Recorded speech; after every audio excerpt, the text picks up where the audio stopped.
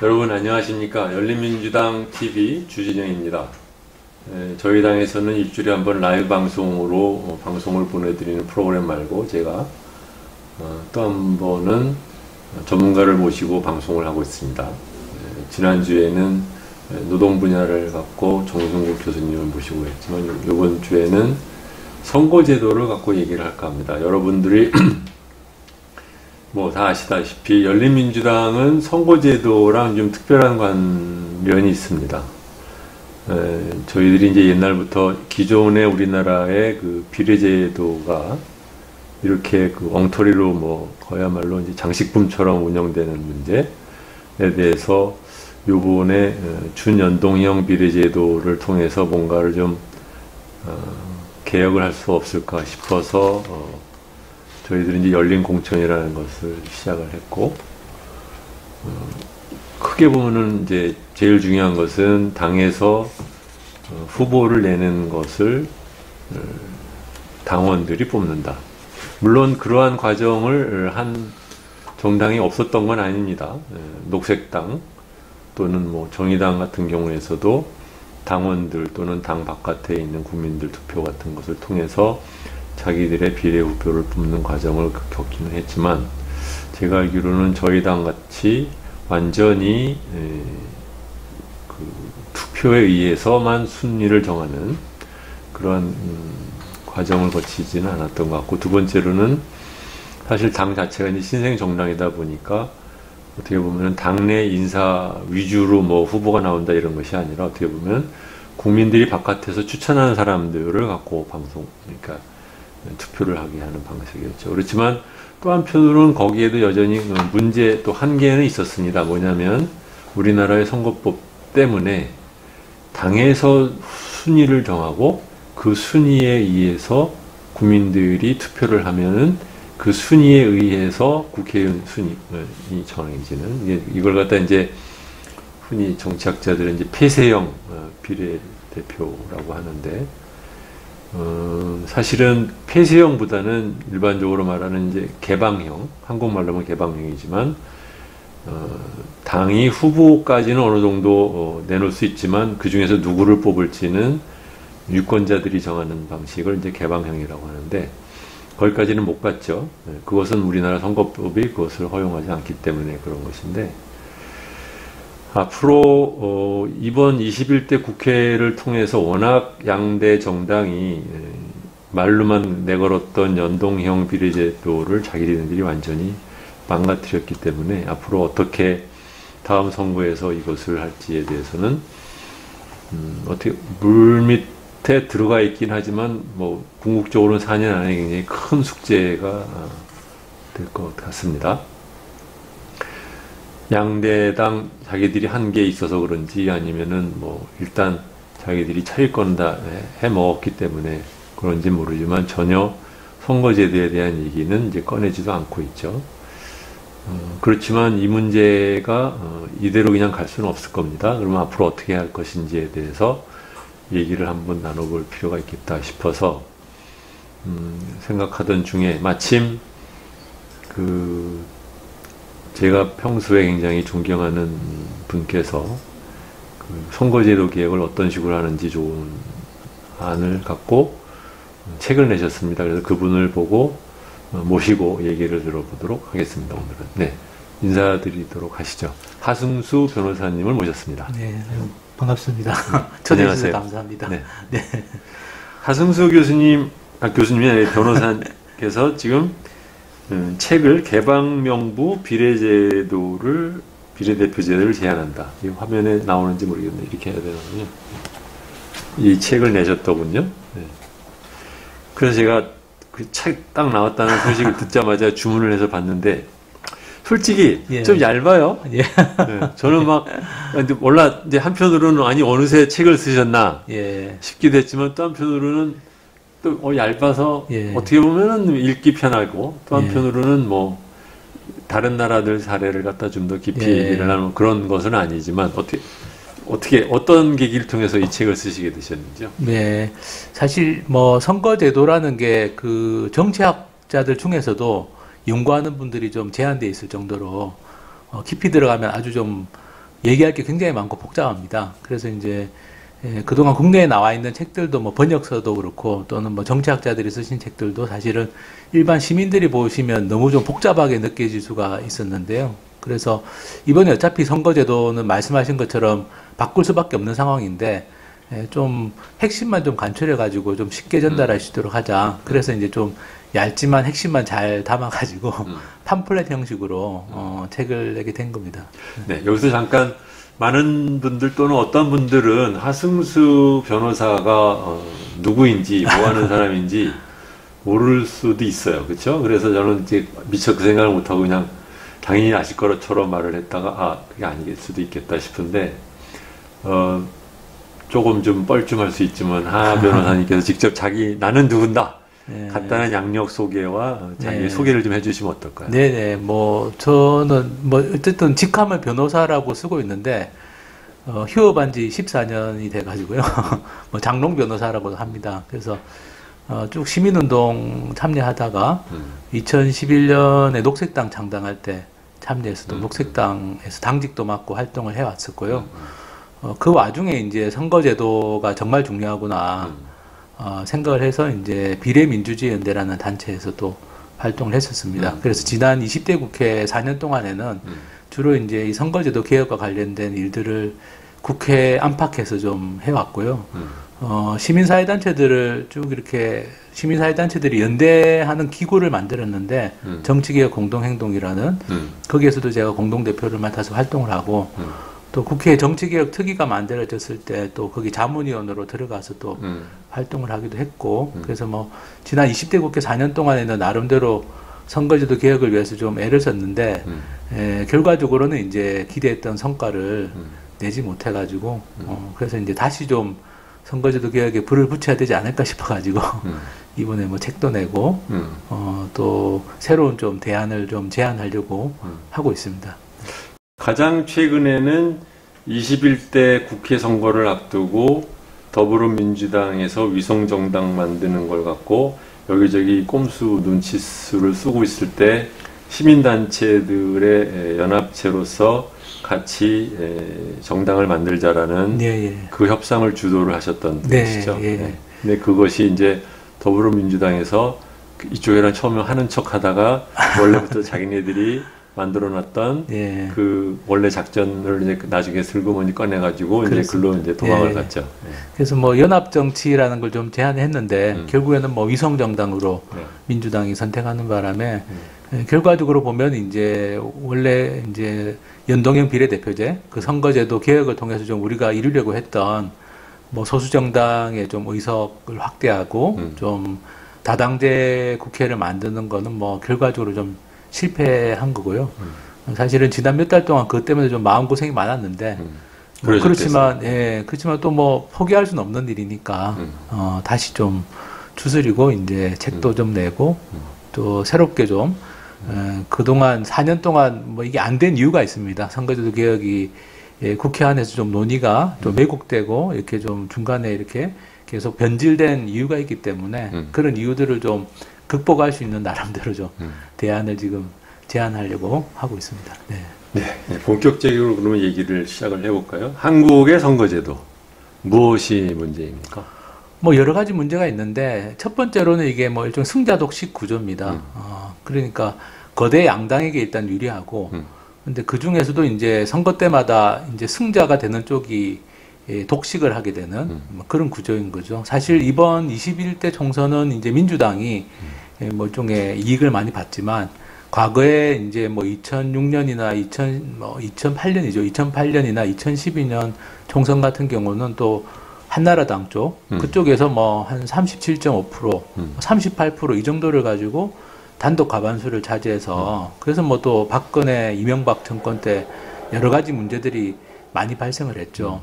그래서 사실 이게 거대 양당이 나눠 가지는데 승자 쪽에서 이제 단독으로 과반수를 차지하면 일종의 승자가 독식하게 되는 이런 이제 정치 구조가 만들어지기 쉽고 그러다 보면 이제 뭐 고 노무현 전 대통령님께서도 계속 주장하신 것이 정치가 상식과 합리에 따라서 이루어지는 게 아니라 그야말로 이제 상대방을 깎아내리고 끝없이 갈등하고 그리고 이제 그 거대 양당 안에서도 일종의 강경파 좀 비합리적인 쪽이 득세를 해서 이 정치라는 게 끝없는 어떤 이 갈등의 악순환 속에 빠지게 된다. 그리고 또 노무현 전 대통령님 강조하신 지역주의 문제. 결국에는 어느 지역에서는 어느 뭐 호남에서는 어느 당, 영남에서는 어느 당이 또 독식을 하게 되니까 그 지역 안에서 지역주의라는 게 극복할 수가 없다. 이런 게 이제 지금 한국의 일종의 선거제도의 문제점이라고 봅니다. 다수대표제 플러스 거기에 지역주의까지 겹치면서 그렇습니다. 아주 네. 이상한 결과를 낳고 그렇습니다. 있는 그래서 어느 지역에서는 뭐 어느 당 공천받으면 되고 또 이번 선거에서는 뭐 어느 당 쪽에 줄 서면 되고 이기는 쪽에 줄 서는 쪽이 되는 거죠. 그러니까 사실은 그러면 정치인들도 내가 어느 당에 소속돼서 쭉 정치활동을 하는 게 좋은 게 아니라 눈치 딱 보고 있다가 정치 신인들도 이번에 어느 당이 유리할 것 같아.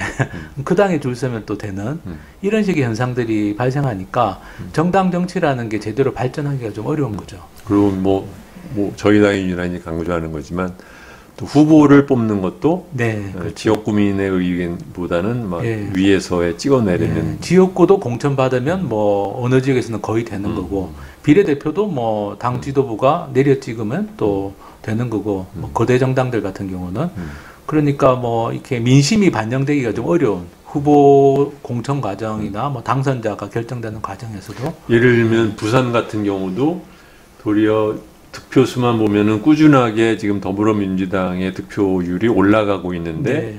도리어 의원 수는 요번에 줄었잖아요. 예, 그렇죠? 그렇습니다. 그리고 뭐 제가 경북 지역에 이렇게 강의를 하러 가면 예를 들어 안동에 가면 안동에 있는 분들이 말씀하시는 게 안동에서도 민주당 지지율이 20% 30%는 나온다. 가령 네, 그렇죠. 항상. 그런데 국회의원은 물론이고 시의원 한 명이 안 된다. 그렇죠. 왜냐하면 뭐 우리는 국회의원뿐만 아니라 뭐 지방의원까지도 거의 이제 특정 정당이 다 장악하게 돼 있으니까.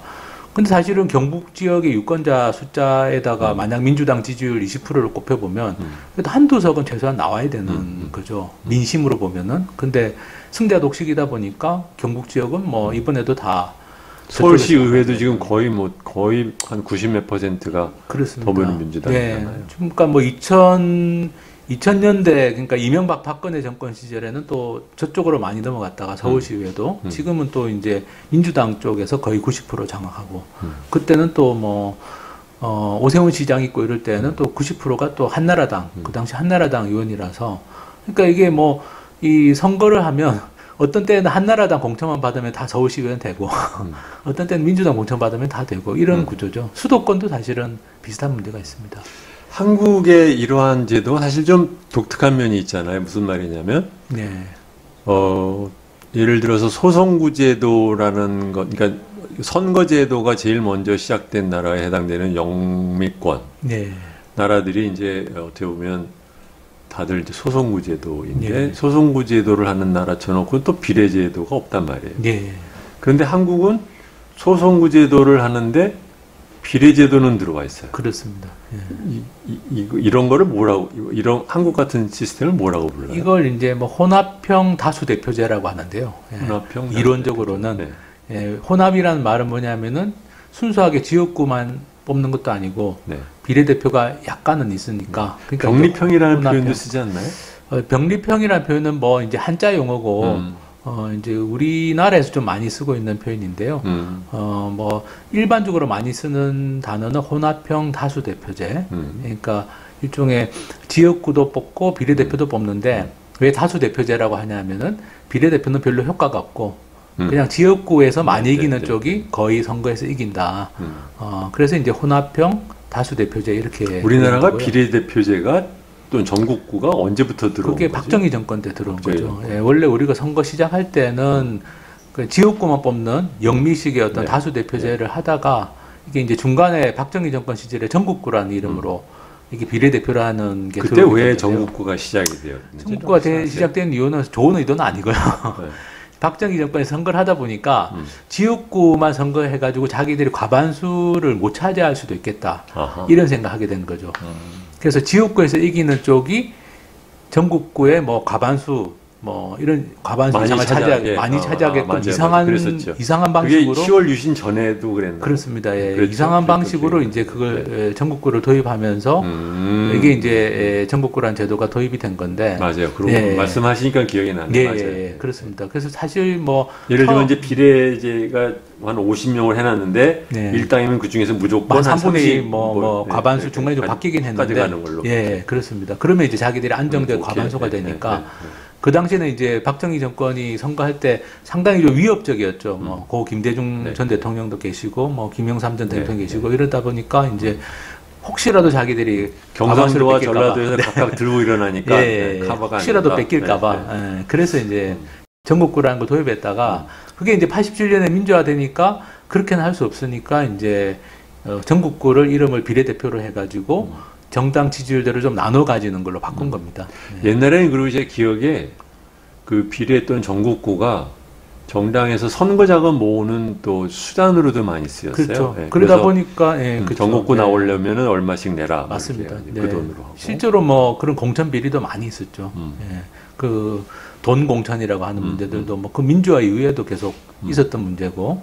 뭐 그러니까 지역구는 돈을 내고 공천을 받아도 결국은 경선에서 떨어질 수 있는 위험이 있는 것에 비해서 그렇죠. 전국구는 순위만 잘 받으면 무조건 되니까 그렇습니다. 대신에 돈을 많이 내라. 뭐 그런 몇십억 이야기도 있었고 옛날에 그랬죠. 그랬었죠. 그런 걸로. 근데 그게 그 아이디어가 이것도 일본에서 갖고 온 거 아니에요? 일본에는 비례대표가 없나요? 일본은 지금은 비례대표가 있습니다.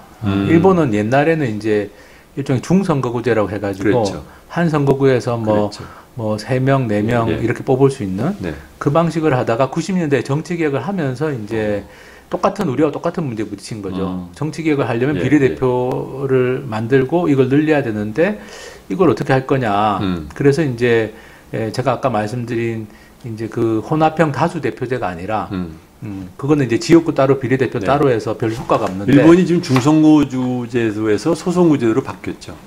소선거구제로 바꾸면서 우리하고 비슷하게 혼합형 다수대표제가 된 겁니다. 그런데 그러니까 이제 비례대표제로에서는 우리가 선배네요. 우리가 조금 더 앞서 있긴 합니다만 시기적으로. 근데 뭐 우리도 이제 박정희 정권 때 들어온 의도 자체가 이걸 비례대표제를 하려고 만든 게 아니고 그렇죠. 그야말로 형식적으로 이걸 자기 정권에 유리하도록 하는 거고 일본 같은 경우도 90년대 선거제도 개혁을 할 때 혼합형 다수대표제 그러니까 일종의 뭐 이렇게 제대로 비례대표제를 하는 게 아니죠. 그러다 보니까 일본 안에서는 이제 비례대표제를 하자 제대로 그런 의견도 있었지만 역시 이제 거대 정당의 이해관계 때문에 그러면 87년 이후에 비례대표를 다시 이름을 이제 전국구가 비례대표 다시 굳이 한 이유는 그냥 과거에 했었던 것에 대한 관행으로. 네, 그렇습니다. 저는 그게 항상 미스테리였어요. 왜냐하면 그러니까 그 당시 제가 한국에 없어가지고 과거를 잘 모르는데 아니 소선구제도를 하기로 한 나라가 왜 다시 전국구제도를 부활을 시켰을까? 뭐 그 당시 사람들이 이렇게 뭐 대단하게 무슨 뭐 민의를 반영하는 비례성에 관심이 있었던 분들이 아니었을 텐데. 근데 하나는 이제 돈을 갖다 계속 돈을 모으는데 이게 요긴했다라는 것에 대한 기억이 작용을 한 거 아니었나 뭐 그런 생각 정도는 했는데 그래서 어쨌든 결과적으로 보면 뭐 요새 숫자도 조정됐다고 하지만 300명 중에 한 50명 정도를 비례로 뽑는다라는 이제 혼합형이라고 하셨고 저는 이제 병립형이라는 표현을 넣어서 들었지만 같은 이야기입니다. 근데 그것이 지난 한 4번, 5번에 걸친 국회를 걸치면 차라리 옛날에는 그 비례제도나마 당의 그 당수가 비교적 그 바깥에서 훌륭한 인재를 발탁해오는 통로로 썼다고 하면 점점 그 기능은 약해지고 특히 이제 말하자면 당수가 갖고 있는 공천권이 약해지면서 돈을 받아내기도 어려워졌지만 또 한편으로는 훌륭한 사람을 끌어오는 역할도 같이 죽어버려서 지금은 도대체 양당에서 비례대표를 어떻게 뽑는 건지 그야말로 불투명할 뿐만이 아니라 그렇게 해서 뽑힌 인물들도 그야말로 지리멸렬한 그야말로 이제 쫄자들에 가까운 사람들로 계속 한번 물갈이를 하는 과정을 가면서 저는 도대체 이 비례제도를 왜 우리가 운영을 해야 되는 건지 모르겠다라는 생각을 하게 됐거든요. 네.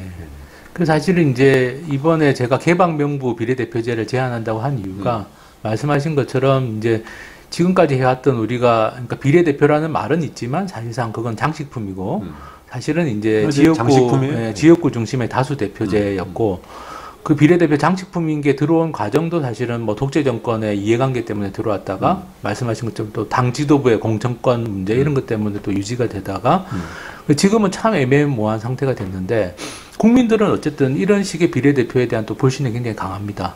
왜냐하면은 국민들이 선택하는 게 아니라 그렇죠. 여전히 그래도 당에서 순서를 정하다 그렇죠. 보니까 누군지도 모르는. 예, 그래서 이제 비례대표제 선거제도에 대해서 저도 공부하고 조사하는 과정에서 사실은 이렇게 하는 것보다는 개방형이라고 해가지고 유권자들이 정당도 고르고 비례대표 후보자까지 고르게 만드는 방식이 더 보편적이다. 자, 그 얘기 넘어가기 전에 네.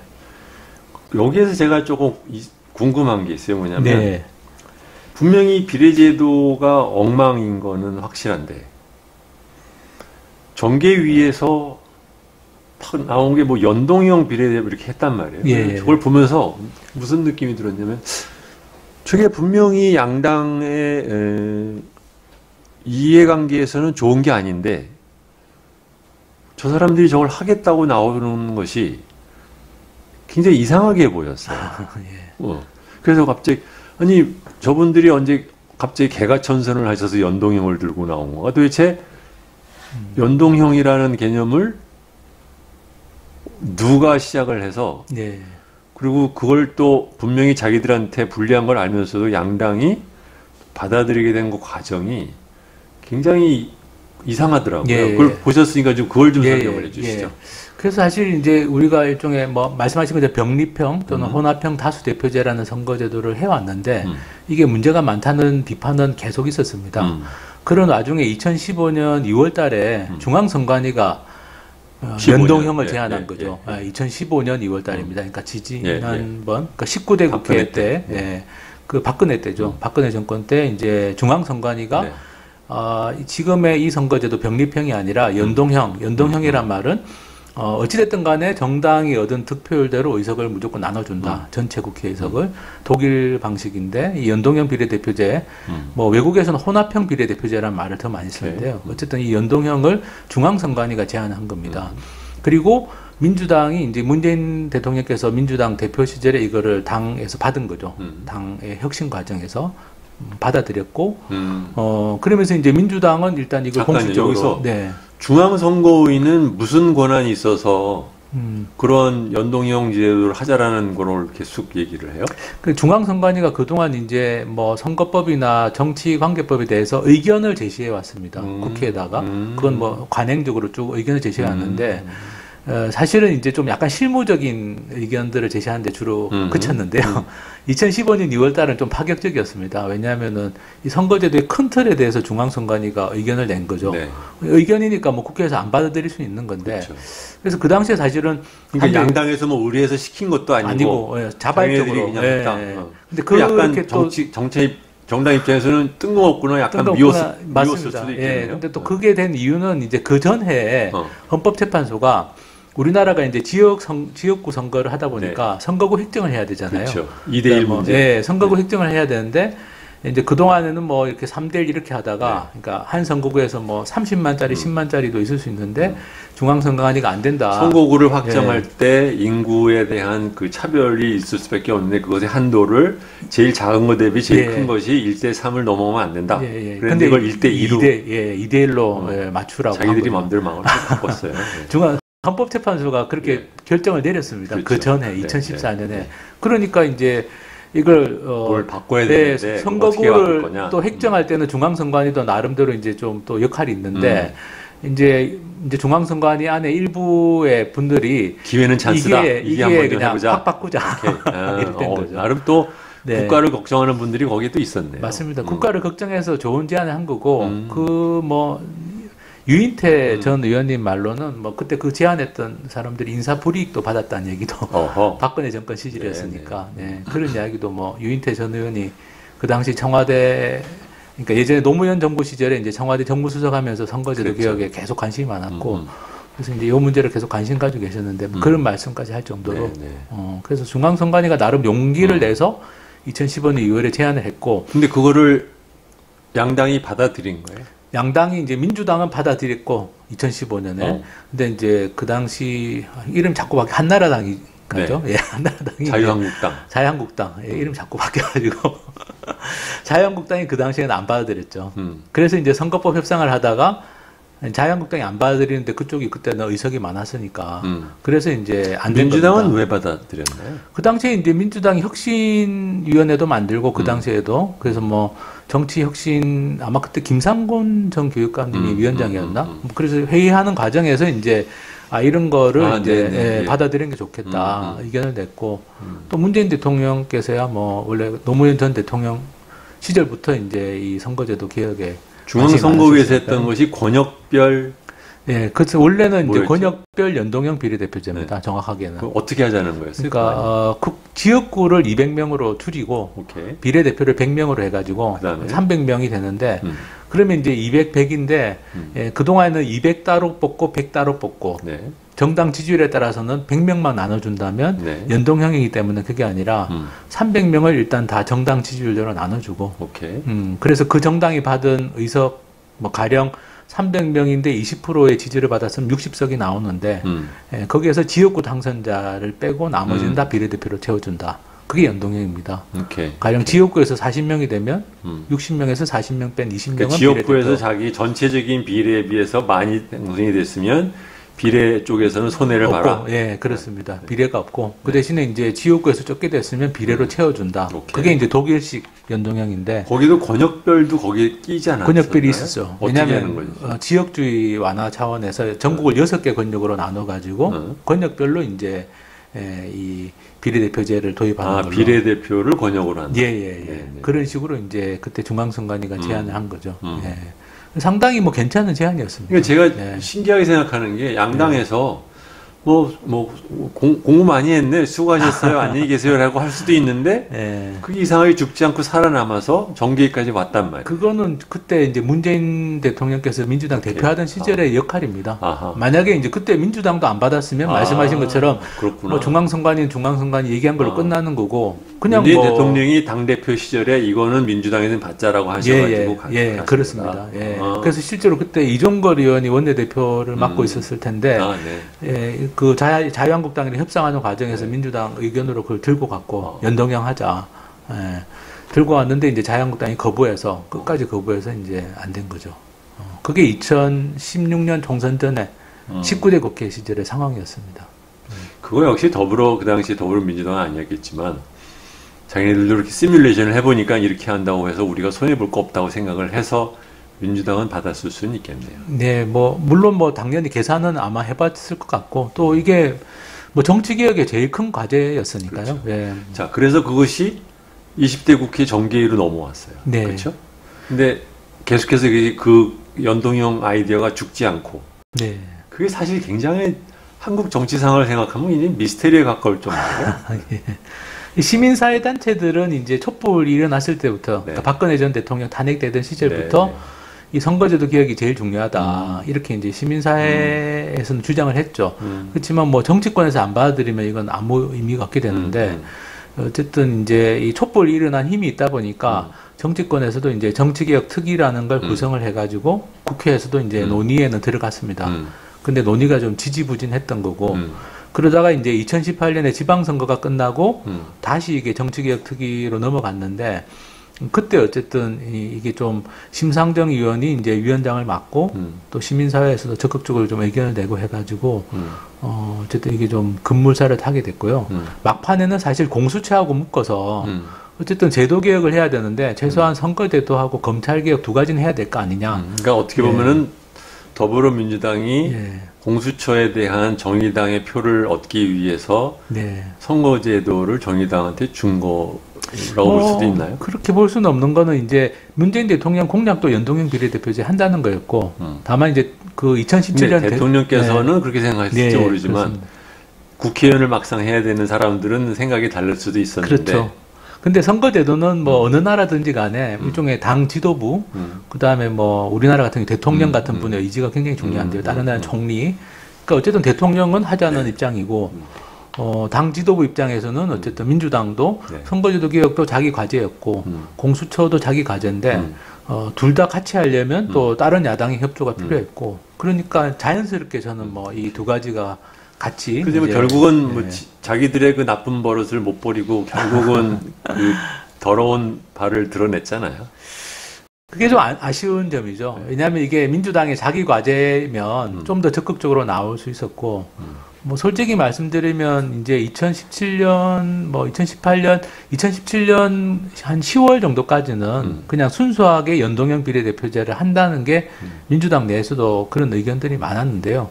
어느 순간부터 이게 이제 준연동형 뭐 근데 이게 이렇게 나갈 때 보면 뭐 위성정당의 출연에 대한 위험을 지적을 한 것도 무시하고, 두 번째로는 뭐 캡 같은 거 씌우는 방식으로 뭐 하고, 뭐 석패율도 처음에는 하자 그러더니 안 하고, 이게 여러 가지로 더불어민주당이 말을 바꾼 게 많죠. 많죠. 예. 아무래도 뭐 처음에 이제 그걸 온통 지금 사람들은 뭐 정의당 잘못으로 막 돌리는데, 제가 보기에는 정의당 잘못보다는 더불어민주당이. 네, 그렇습니다. 선거제도는 어쨌든 좀 사실 외국에서도 원칙적으로 가는 게 필요하다고 하는 분야인데요. 왜냐하면 이렇게 원칙적으로 만들지 않으면 이게 계속 그렇죠. 이제 이상한 꼼수 같은 게 등장할 수가 있어서, 그래서 사실은 그냥 연동형으로 갔으면 제일 좋았는데, 어쨌든 이제 작년이죠. 작년 4월 달에 패스트 트랙에 올려진 거는 이제 준연동형. 네.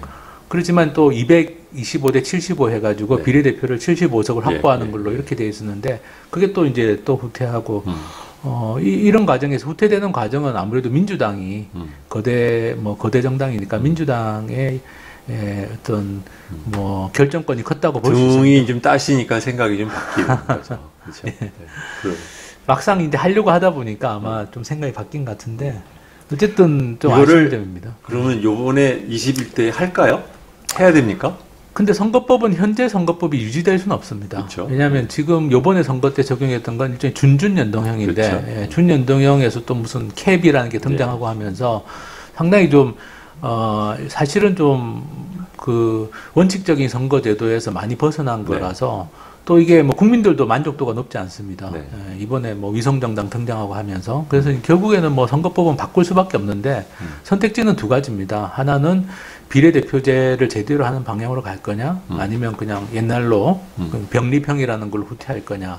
저는 아예 병리평으로 갈 바에 아예 비례대표를 폐지하는 게 차라리 낫지 않나까지 요새는 생각을 합니다. 네. 저는 개인적인 얘기를 좀 말씀드리면, 비례대표라는 것에 대해서 이게 뭐냐라는 생각이 좀 들는 차에 2016년에 20대 국회 선거 전에 잠깐 한 달 더불어민주당에 가서 있으면서 보면서 그 후보 뽑는 거를 직접 옆에서 관전을 하면서, 와, 이렇게 뽑을 바에야 이게 뭐야 싶더라고요. 차라리 이렇게 안 하는 게 낫지. 왜냐하면 하다못해 지역구는 누구를 뭐 당에서 지정을 하든 간에 그 지역 구민한테 선택을 받아야 되는 거잖아요. 네. 근데 그것도 아니고 이게 뭐야, 이거 완전히 자기들끼리 땅 따먹는 막후 협상과 거래의 산물로 그냥 나오는 거를 보면 이건 차라리 안 하는 게 낫다. 게다가 그렇게 뽑히는 비례의원들의 질이라는 것도 결코 지역구보다 낫지도 않고, 그럼 뭐예요 이게? 그렇게 생각하실까봐 제가 책을 쓰게 됐고요. 네.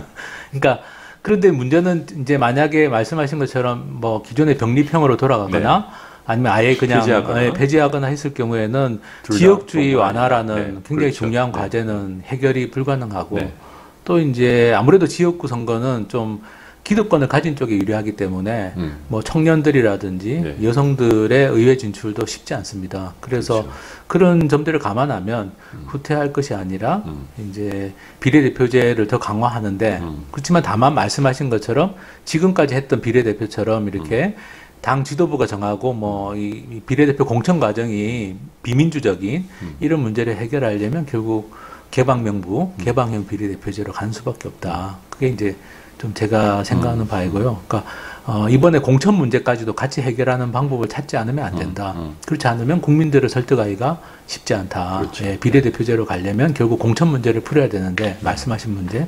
그러려면 결국에는 국민들이 정하세요. 지지하는 정당도 고르시고 그 정당에서 누가 국회의원 될지도 비례대표로 국회의원 되는 사람도 고르십시오. 그렇게 해주는 수밖에 없지 않나. 네.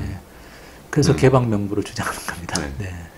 자, 그러면은 지금 말씀하시는 개방명부 네. 비례대표제 이게 어떻게 되는 건지 한번 좀 설명을 좀 해주시죠. 네. 혹시 이게 화면이 제가 뭐 덴마크 투표용지를 하나 보여드리려고요. 이거 보시면 아마 쉽게 이해하실 수 있을 텐데 이게 2014년에 유럽의회 선거할 때 덴마크에서 사용한 건데 근데 뭐 국회의원 선거도 마찬가지로 합니다. 덴마크는 이 투표용지 한 장인데요. 이 중에 여기 보면 A 해가지고 나와 있는 당이 이제 덴마크의 사회민주당이라는 정당입니다. 네. A 옆에 써져 있는. 그리고 이제 여기 정당 이름 옆에 이렇게 네모칸으로 해가지고 8명이 나와 있는데 이게 뭐냐면은 이 사회민주당이 낸 비례대표 후보입니다. 여기도 권역별인가요? 예, 덴마크 같은 경우도 이제 권역이 있고요. 예, 근데 이제 유럽의회는 이제 예, 전국이 권역이라서 사람 숫자가 많지가 않아서 그래서 좀 사람 숫자가 많지 않은데 덴마크는 국회의원도 권역별입니다. 권역별이기 때문에 기본적으로 그래서 이제 8명 정도면 이제 유권자들이 누군지 보고 제일 마음에 드는 사람 이름 옆에 체크표를 할 수 있는 거죠. 그러면 이제 순서가 없네요. 예, 순서가 없습니다. 그러니까 많이 받은 사람이 이 8명 중에 많이 받은 사람이 1등이 되는 거고 그럼 사회민주당 1번으로 들어가고 만약 사회민주당이 뭐 3명을 받았다. 정당 지지율대로 하면 3명의 의석을 받았다. 그러면 많이 받은 순서대로 1, 2, 3등이 들어가니까 여기 있는 사람이 뭐 제일 끝에 있는 사람이 많이 받아도 이 사람이 되는 거고요. 예. 그래서 그야말로 이제 투표용지 한 장에서 당도 고르고 사람도 고르고 여기 B라고 당을 고르거나 사람을 고르거나 둘 중에 하나가 아니라 둘 다 당도 고르고 사람도 골라요? 덴마크 같은 경우는 이제 이것도 뭐 나라마다 좀 다른데 덴마크는 이제 당만 고를 수 있고요. 네. 나는 후보는 모르겠다. 그럼 당만 고르면 되고 그다음에 이제 후보까지 고르는 사람은 후보 옆에 당은 안 해도 됩니다. 예, 그러면 이제 왜냐하면 당은 한 사람한테 몰표가 가면 기껏 표는 많이 갔는데 다른 사람이 못 갈 수도 있잖아요. 네, 그렇습니다. 그래서 이제 당만 고른 표도 유효하고 후보자만 고른 표도 유효하고 그러니까 당을 안 고르고 후보자만 고른 표는 이제 그 당을 지지한 걸로 간주하는 거죠. 그러면 그 안에 자기들끼리 순서는 있는 거군요. 합산을 해가지고요. 합산을 해서 이제 정당 지지율대로 의석을 나눠주고 나눠주고 그 다음에 이제 후보자는 그냥 체크 표시한 요 후보자 옆에 체크 표시한 것만 집계를 하는 겁니다. 후보자는. 예, 그래서 이제 그러면 그 말이 어쨌든 간에 몰표가 됐든 안 됐든 간에 그 순서대로 나머지 사람들이 보호한데서 들어간다. 네, 그렇습니다. 이거는 덴마크는 뭐 정당이 정해놓은 순서는 원칙적으로 없는 거죠. 물론 이제 덴마크도 이렇게 더 자세하게 설명 아주 복잡합니다. 그렇죠. 예, 그냥 그 나라의 역사가 다 담겨 있는 거라서 그래서 일부러 제가 유럽의 선거가 좀 간단하니까 설명을 드린 건데 저게 이제 개방명부인 것이고 그렇습니다. 예. 그래서 우리나라 그걸 갖다 그 당에 속해 있는 후보가 받은 표 또는 그냥 당으로 지정한 표를 다 합산을 해서 그 당의 지지율이 나오고 그걸로 해서 그것에 의해서 다시 밑으로 들어가서 그 리스트에서 그 해당 만큼 준다라는. 네네네 그렇습니다. 네.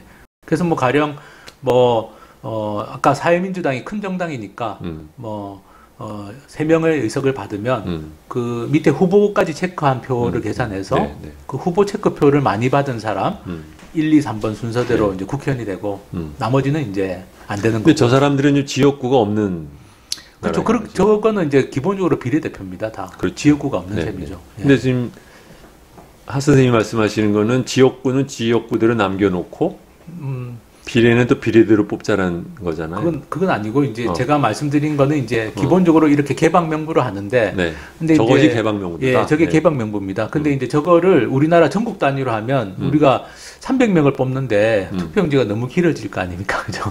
예를 들면 큰 정당은 뭐 100명 이상도 들어갈 수 있는데 그렇죠. 300명 뭐 100명 이렇게 명단을 다 쓸 수는 없으니까 그래서 이제 권역별로 나누자는 거고요. 쓸 수 없는 것뿐만 아니라 그 많은 후보를 우리가 다 알 수도 없죠. 알 수도 없고. 예, 그래서 이제 덴마크도 유럽의회 선거는 지금 보여드린 것처럼 전국을 단위로 하지만 유럽의회는 몇 명 안 뽑으니까. 그렇지만 이제 국회의원 선거할 때는 덴마크 전역을 10개 권역으로 나눠가지고 이제 권역별로 합니다. 당신 지역에서 당신이 뽑고 싶은 사람을 권역별 국회 후보로 국회의원으로 뽑고. 네, 그렇습니다. 가령 우리가 광주에서 광주 지역구 의원이 8명이 있는데 그럼 그 광주에서 각 정당들이 8명씩 예, 내는 예. 거죠. 네. 후보를. 그러면 이제 광주의 유권자들이 보고 내가 지지하는 당을 고른 다음에 그 당이 낸 8명의 비례대표 후보를 보고 그 중에 내가 제일 마음에 드는 사람을 찍으면 되는 거죠. 그러면 이제 많이 받은 순서대로 광주에서 뭐 그게 민주당이 됐든 뭐 열린민주당이 됐든 네, 네. 국민의힘이 됐든 들어가는 걸로.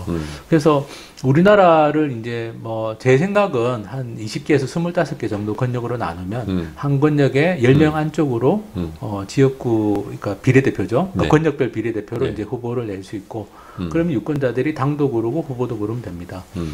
그러면 이제 지금 253명이 지역구 국회의원이 있는데 그 253명을 다 그렇게 권역별로 나눠서 오케이. 뽑으면 되고요.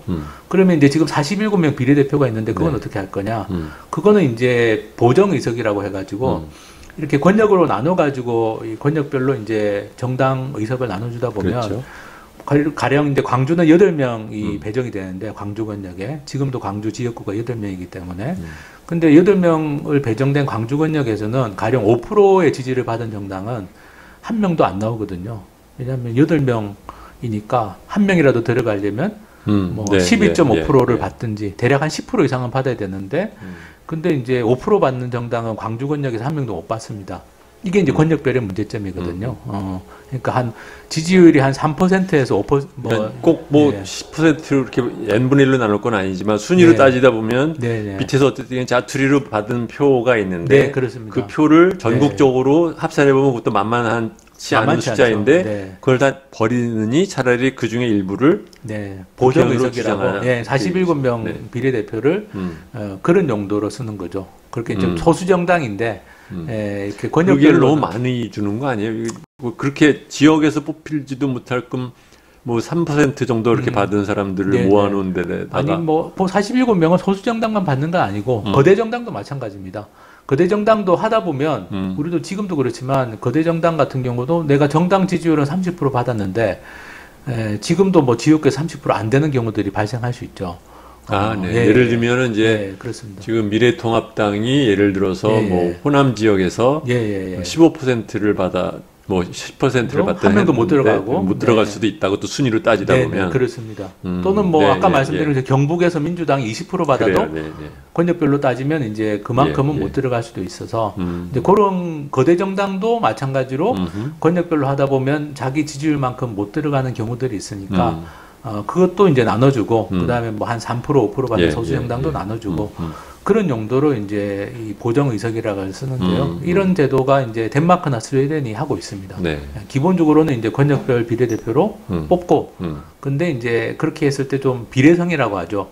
정당 지지율하고 의석 비율이 딱 안 맞을 수가 있는데 그걸 맞춰주는 용도로 이 보정의석이라는 걸 쓰는 겁니다. 그러니까 우리나라 같은 경우는 뭐 지금은 그렇게 바꾸는 게 너무 쉬운 상황이죠. 253명의 지역구는 권역별 비례로 바꾸고. 그러니까 지금 선생님이 말씀하시는 그 제안을 보면 첫 번째로는 연동형 말하면 이제 국회의원 숫자 늘려야 되는 예, 문제가 있기 때문에 사람들이 싫어해서 네. 어쩔 거냐고 하는데 그 문제는 해결이 되는 겁니다. 없는 거다. 네. 사실은 20대 국회 때 해결이 되는 메커니즘이 뭐예요? 지금 이게? 그러니까 이제 지금 우리가 그동안 이야기했던 연동형이라는 네. 건 아까 중앙선관위도 지역구를 200으로 하고 비례대표를 100으로 하자고 예, 예. 했는데 그건 이제 지금 253개 지역구를 네. 200으로 줄여야 되는 거죠. 그 중앙선관위도 그거 어렵다고 생각하고 그냥 제안을 한 겁니다. 네, 네. 300을 늘리자는 이야기는 네, 못하니까. 예, 그러니까 이제 우리는 독일에서 하는 연동형 지역구도 뽑고 비례대표를 뽑는데 비례대표가 좀 충분히 있어가지고 어떻게 보면 완전히 보정을 해주지는 못하겠네요. 예. 숫자가 픽스가 되면 지금 고정이 되면. 우리는 253대 47인데 그걸로는 어떻게 하기가 좀 힘든 상황이고 그렇지만 예. 훨씬 비례성 훨씬 더 커진다. 예, 그런데 이제 그러니까 연동형으로 하면 어렵지만 지금 제가 말씀드린 권역별 개방 명부로 하면 네. 300명 가지고도 거의 완벽하게 맞출 수 있습니다. 시뮬레이션 돌려보면. 2015년에 선관위 안에서도 선거구제는 없애자고 그랬어요? 아닙니다. 서선거구제 그냥 두고 비례대표 100명을 만들어서 그걸로 정당 비례대표를 지지율과 권역별로 분배를 해서 거기서 예, 이렇게 하자 이렇게 하는 맞춰주자라는 거죠. 거였는데요. 근데 이제 그거는 이제 비례대표가 한 100명 이상 될 때 가능한 이야기인데 네, 네. 우리는 지금 47명밖에 안 예, 되니까 중앙선관위 안을 그러니까 선생님 얘기는 어렵습니다. 네. 기존에 지금 정당이 지역구를 포기를 안 하려고 하는 그 이해관계 문제를 그대로 인정을 하고 네.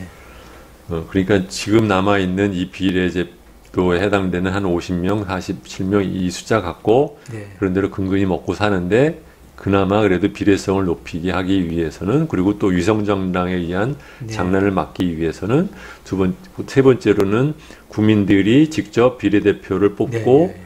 할 수 있는 거 뭐 여러 가지 다 감안하면 이것이 그나마 난 거 아니냐. 예, 뭐 지금 한국 현실에서는 저는 뭐 최선이라고 생각하고요. 제일 큰 장애물은 뭘까요? 일단 국회의원 숫자가 300명에서 늘어나지 않으니까 국민들은 반대하실 이유가 없고, 오케이. 게다가 이제 정당만 찍고 정당만 찍는 게 아니라 비례대표도 후보자까지 다 찍을 수 있으니까 선택권이 넓어지니까 국민들 입장에서는 저는 반대할 이유가 없다고 보고. 근데 장애물이 뭐냐고. 장애물은 이제 역시 거대 정당이죠. 거대 정당이 네. 왜 반대를? 거대 정당 같은 경우는 어쨌든 비례성이 커지니까. 예, 비례성이 커지는 문제가 있고, 그 다음에 이제 현역 의원들 같은 경우는 자기가 어쨌든 뭐 예를 들어 뭐 무슨 뭐 서울에 뭐 서대문 갑에서 됐다. 그러면 자기 지역구에서만 그동안 운동을 하다가 특정 지역의 네. 경쟁력이 강할 뿐 그 소속 권역에서는 별로 별 볼 일 없는 사람의 경우에 국민들의 실할 수 지지는 있다. 별로 못 받는 사람들, 그러니까 대표적으로 그냥 지역구 관리만 열심히 하고 음. 그 대신에 뭐 의정 활동으로 그렇죠. 국민들한테 무슨 별거 없는 뭐 사람들. 어필이 돼 예, 있지 예. 않는 사람들은 뭐 개인적으로 반대할 가능성이 실제로 있죠. 국회의원 중에 보면 3선 4선인데 그런 사람이 있는지도 모르는 국회의원들을 많잖아요. 그렇습니다. 네. 저도 뭐 유권자지만 뭐 어떤 의원 이야기가 나왔는데 처음 들어보는 이름인데 삼선이에요.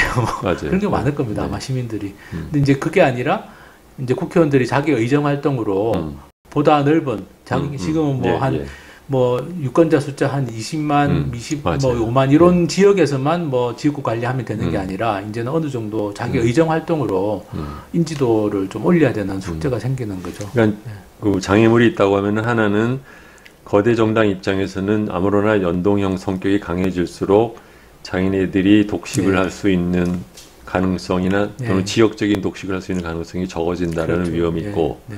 두 번째로는 국회의원의 경우에는 특정 지역에서나 소규모 지역에서나 경쟁력이 있지 조금만 물이 커져도 네. 고사할 수 있는 사람들은 반대할 수 있다. 그렇습니다. 네. 또 다른 장애물은 없나요? 뭐 그게 제가 생각에 제일 큰 장애물입니다. 예. 뭐 나머지 투표 방법은 사실 우리 유권자들 입장에서는 뭐 오히려 유권자들 네. 입장에서 약간 좀 뭐 내고장 인물을 좀 뽑고 싶은데 뭐 이런 그렇습니다. 재미가 없어지는 게 있잖아요. 근데 뭐 광주 유권자들은 광주 지역에서 사실 광주만 하더라도 예를 든다면 뭐 지금은 뭐 남구 동구를 합쳐가지고 뭐 이렇게 막 복잡하게 선거구를 획정해서 뽑는데 사실 광주 정도 되는 지역이면 광주 유권자들은 광주 지역에서 특별히 8명 뭐 의원 중에 연고성이 약하죠. 예, 네. 잘하는 사람 찍어주면 되는 거라서 그러면 그 사람이 광주를 대표하는 거죠. 그런 네. 대도시를 벗어난 농촌 소선거구 제도의 경우에 예.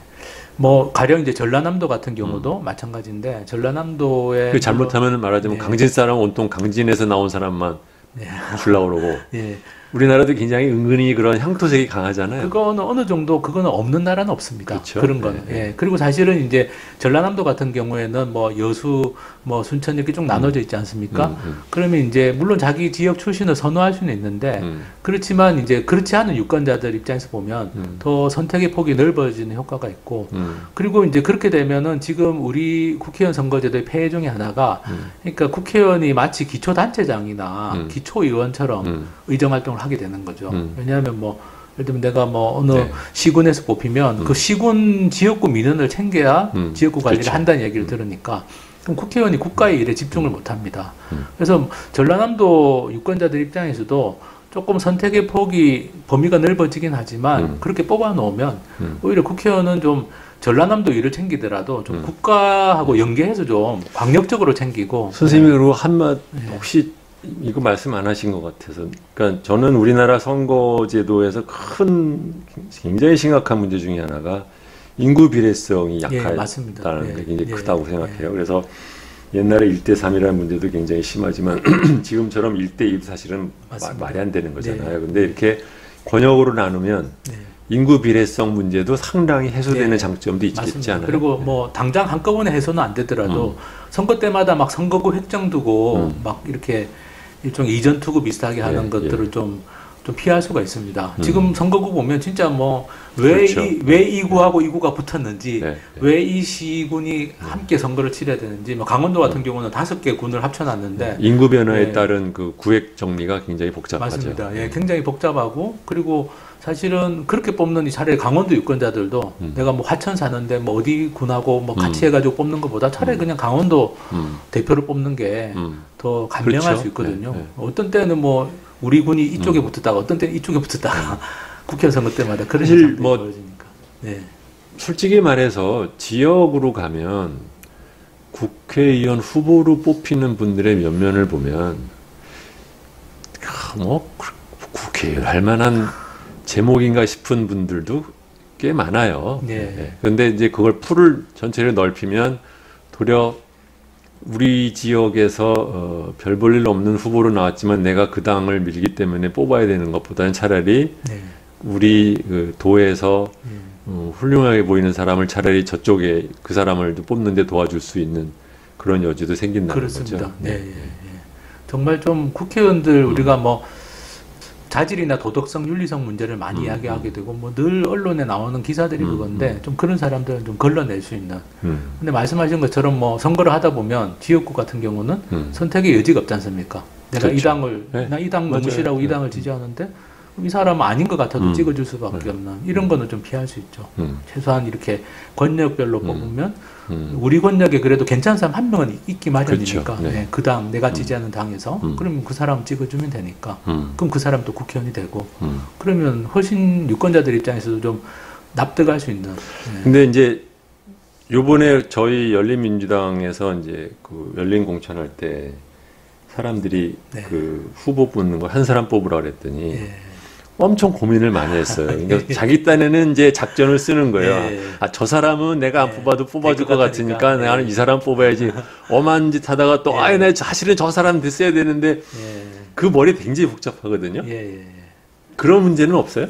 그런 문제가 있을 수는 있지만 뭐 이게 근데 이제 그럴 경우는 아까 말한 것처럼 그냥 잘 모르겠으면 당에다 찍어주면 예, 예. 그 중에서 다른 사람이 많이 뽑힌 사람이 네. 찾아가니까. 네, 네, 그럴 수도 있고 또 뭐 유권자 집단이 커지면 아무래도 좀 고민을 좀 덜하게 되죠. 원래 이게 유권자 집단이 작을수록 예, 예. 이렇게 저는 정말 유권자는 머리가 아픕니다. 웃긴데 한 4~5만 되는데 예. 자기가 무슨 전략적 투표를 예. 한다고 고민을 해요. 근데 고민을 엄청 하시는 근데 이게 거야. 작으면 작을수록 더 예, 예. 그런 고민이 많아지고요. 그렇죠. 일반적으로 이렇게 넓어지면 넓어질수록 그냥 단순하게 음. 내가 지지하는 당, 내가 괜찮다고 생각하는 사람 이렇게 찍는 건 더 좀 쉬워집니다. 예.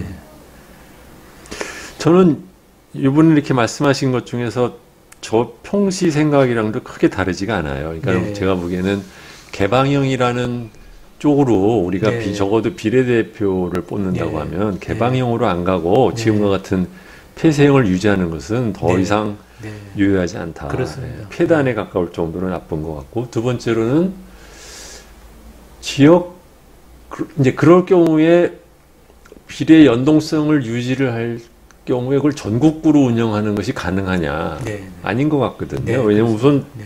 전국 국민이 그렇게 그 많은 사람을 잘 알지도 못하고 예, 하기 때문에 예, 맞습니다. 예. 어느 정도는 비례 권역별을 놓는 게 좋지 않을까 이렇게 예. 생각했는데, 그 경우에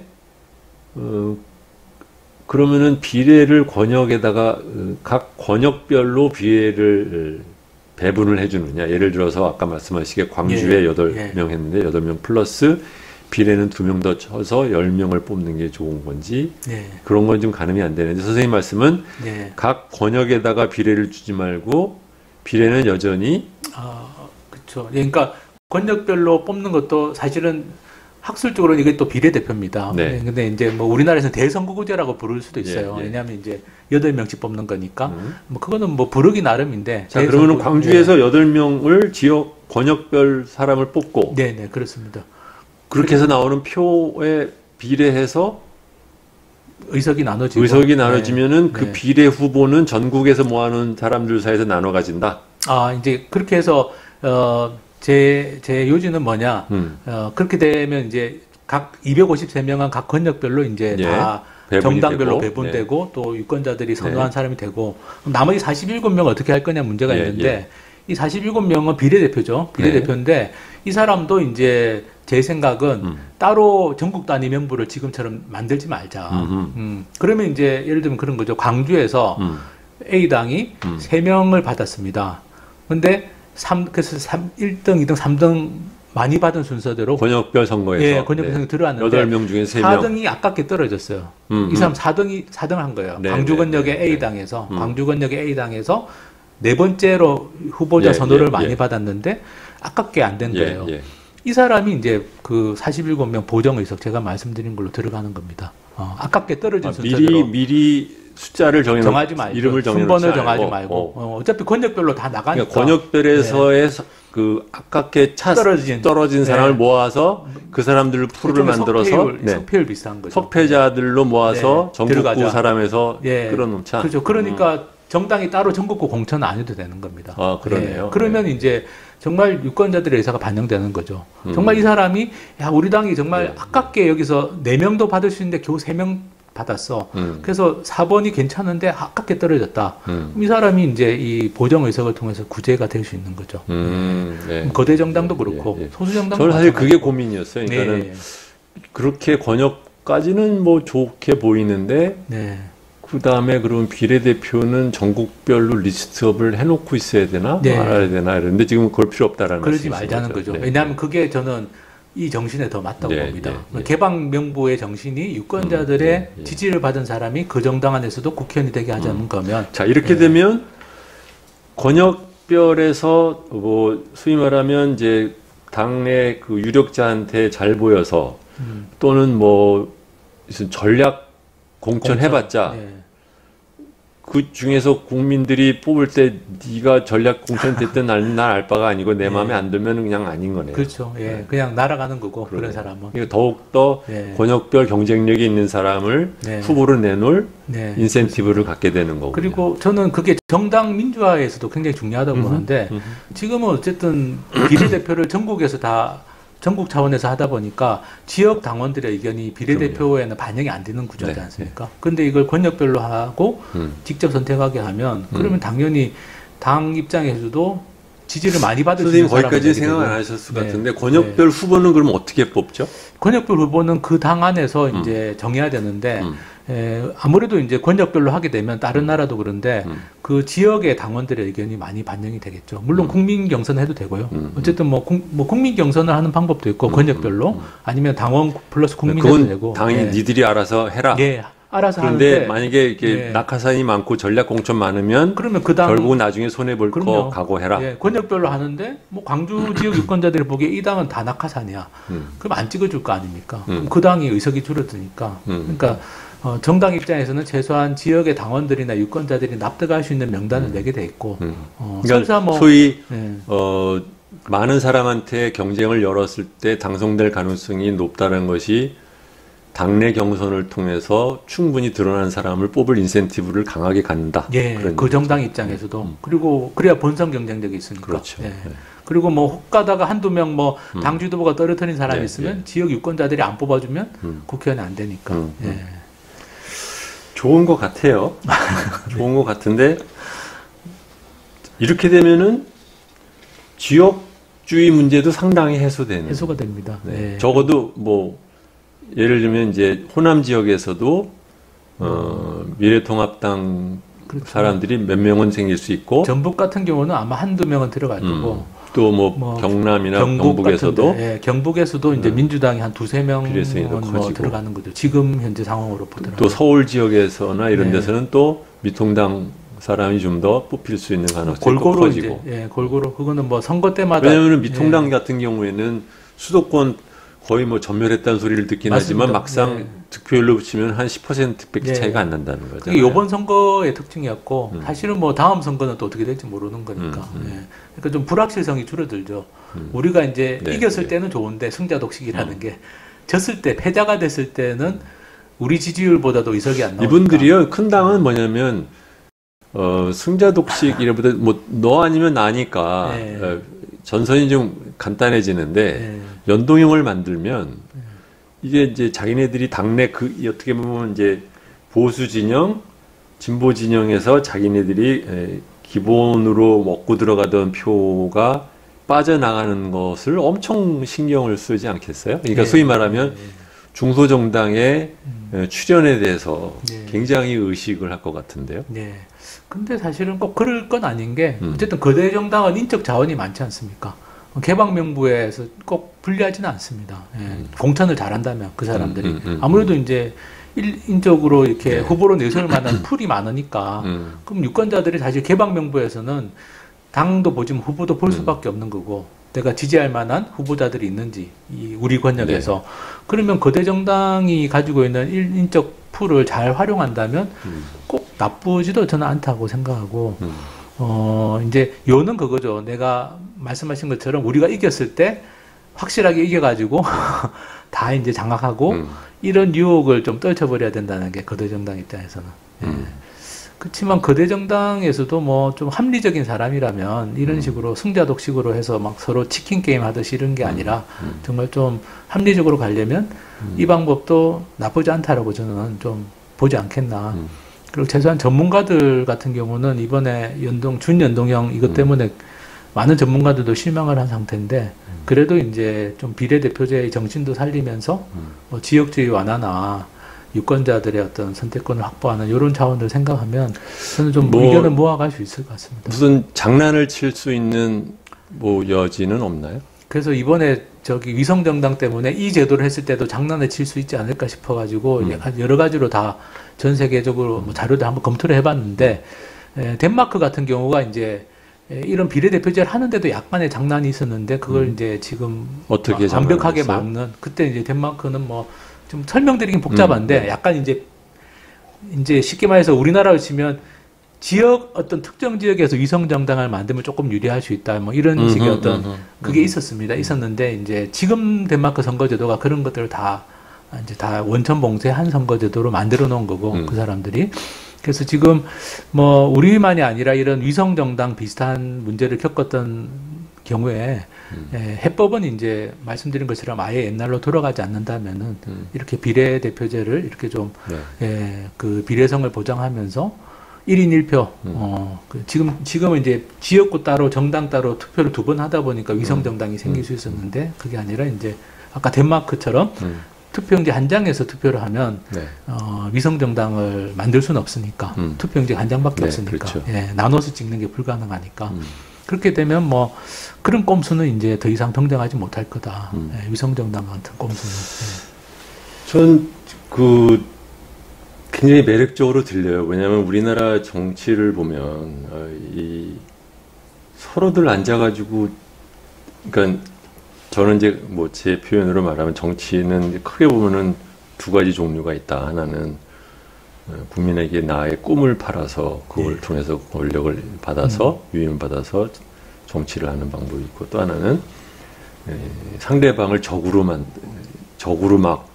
아주 몹쓸 사람으로 만들어서 그래서 표를 얻어가지고 하는 정치가 있다고 하면, 한국은 첫 번째 꿈을 팔아서 하는 정치보다는 상대방을 악으로 몰아서 하는 정치에만 워낙 몰두가 되어 있어서 그래서 이것은 이렇게 양당의 이존투구라는 문제를 궁극적으로는 어느 정도는 다당제로 갈 수 있는 여지를 만드는 것이 중요하고, 두 번째로는 그 당에서 그 소위 말하면 이제 요새는 어지간한 그럴듯한 표현 만들어내가지고 전략공천이라고 말하는 소위 그 지역 구민이 자기 후보를 선택할 수 없게 만들어버리는, 또 전략공천 아니다 하더라도 사실은 뭐 500명 뭐 서베이 해가지고 뭐 후보 만든다는 것 자체도 보면은 사실은 굉장히 많은 장난의 여지가 있는 걸로 제가 아는데, 그런 것들을 어떻게 해소할 수 없을까? 그걸 해소하지 않고